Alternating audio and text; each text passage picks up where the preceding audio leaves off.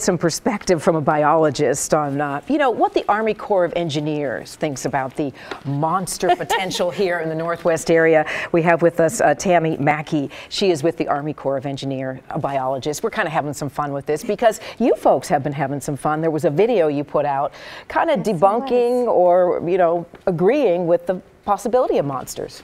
Yes, our public affairs office has quite the sense of humor and likes to put biologists on the spot. But we did talk about some of the different Halloween monsters that are out there and some of the animals that we see in our line of work that would correlate with those a little. So the first one is zombies. What would be the closest match to a zombie? I hate zombies. I hate zombies.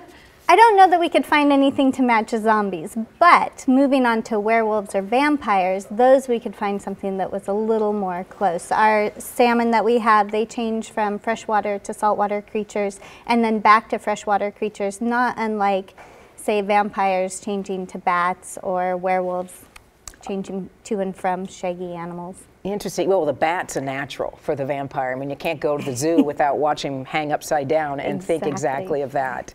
Do you get these questions often from people about what's real and what's not?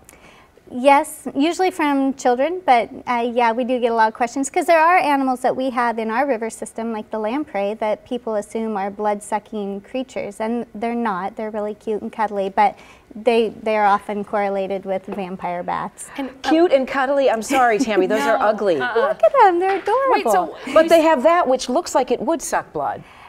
So those attach to other cold-blooded animals, and they do suck bodily fluids, but they don't kill the host usually. So usually, she says. That should be followed by some spooky music. Usually, yeah. And I want to ask you again about the salmon. So how does that tie into the werewolf thing? What about them?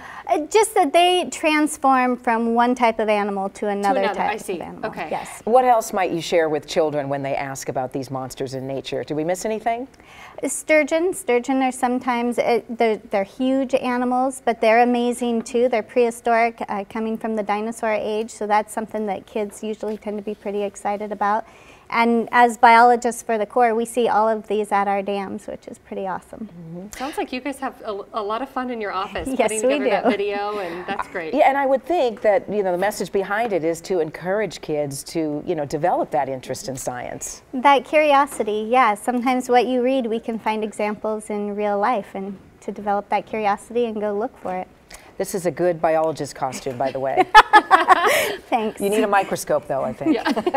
Thanks so much, Tammy, for coming by. When we come back on Portland Today, we're going to put together some spooky